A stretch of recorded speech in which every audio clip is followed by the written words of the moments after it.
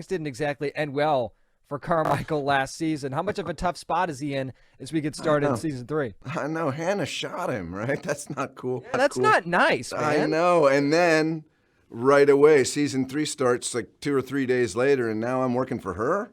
Nah, that wasn't part of Carmichael's bargain.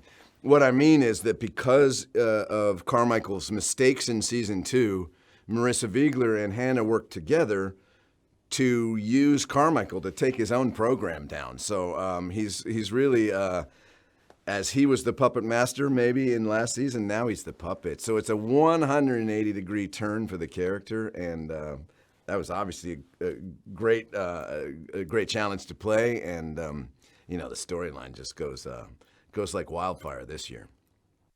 He seems like a guy that really likes to be in control, too. How is that lack of control affecting him this season? It's got to be driving him nuts. Well, that's just it. I think even the first episodes, you actually see him fearful, and ultimately that turns into desperation. So later in the sequence of the episodes, his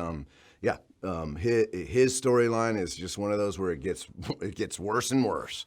But he's a trained spycraft master, and knows how to lie to survive and do anything that it takes. So that's pretty intriguing to see Carmichael go through. Oh, no doubt about that. Now, it seems like, on the surface, it seems like he's got no friends in this, but it seems like Terry's a very loyal ally to Carmichael. He obviously hasn't told her what's going on, but do you feel like she could be an ally if he needed her to be? Yes, I think that's one of the most intriguing relationships in the story because they do seem like they're working together, but then I think the audience already knows from season 2 that maybe she has a slightly different agenda than Carmichael does.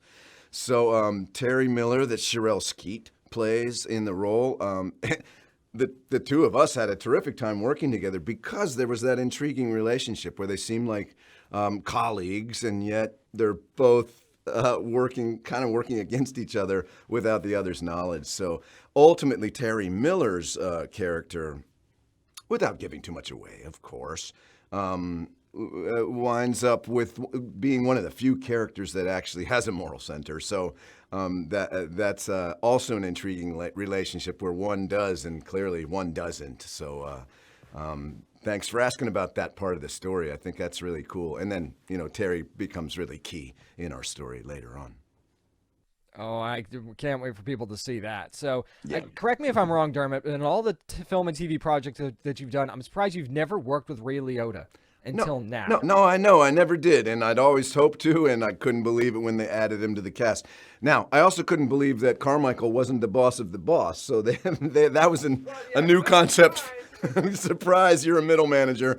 But that didn't change how I played the character because, he also has a hell of an ego. You can see that even how he lies his way through this and tries to manipulate. So all in all, ultimately I only had one scene with Ray, but really a highlight for me as, of course, I'm such a long time admirer of his acting, yeah.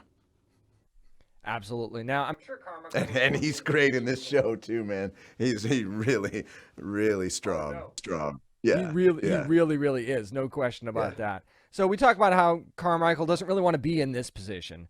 But in a way, do you kind of feel like this is a chance at redemption for him, or is he ultimately just a Utrax guy? I think Carmichael's just a Carmichael guy, right? No, he believes in his program, and he knows Utrax is the right way to protect the future of his country. He believes it that much.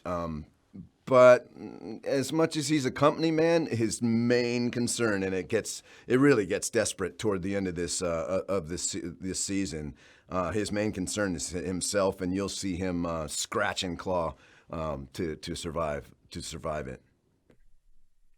Definitely. Now, I love the scenes that you have with Muriel in this season. We saw Marissa become more disenfranchised by Utrax early on in the series. Now, she and Carmichael obviously have a history.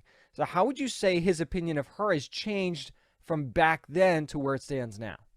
Well, I think even in the first episode of this season, you see Carmichael in an unusual light. He's actually in a state of fear around her. I got to say, too, I love that it's not clearly defined. The character relationship between Marissa Viegler and John Carmichael.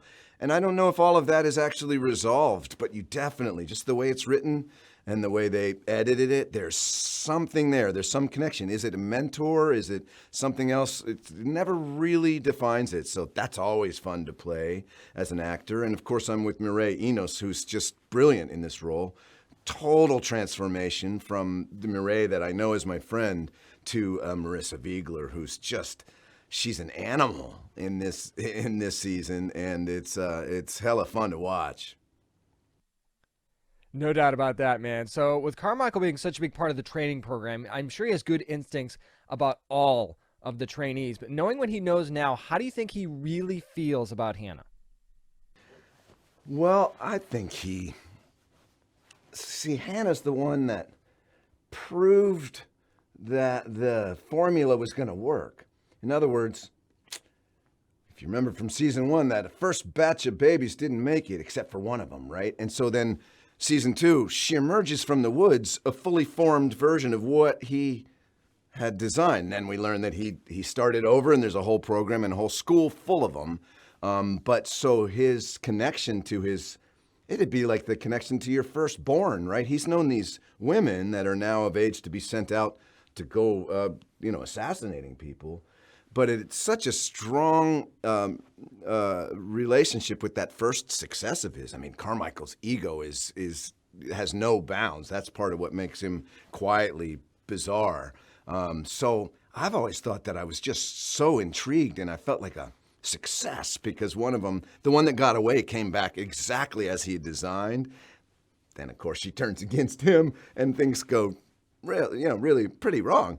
Till you find them this season, I'm actually working for her. So it's a crazy plot twist, and this season brings a lot more action, running and gunning. They're jumping over roofs, they're flipping cars. It's really amazing. One more for you, Dermot. Do you think the fans of the series will actually maybe change their opinion of Carmichael when it's all said and done at the end of the season? Well, wouldn't it be intriguing if someone who you could sort of relate to at the beginning of season 2 where I joined, but then is revealed to be kind of, a bad guy. Wouldn't it be cool if, like, by the end of the next season, people are actually feeling for him? So maybe it turns even that way because the tables turn on him. So then I wonder if the emotional connection character to audience changes too. We'll see if there's any kind of empathy for the villain. That's always fun if you can get a little bit of that in there. But more or less, Carmichael, he goes pretty wild too, just to save his own skin. No doubt about it. And there's plenty of tables to be turned this season. I can't wait for fans to see it. Dermot, thank you so much for the time, man. I appreciate you. You bet. Thank you, man. Thanks a lot.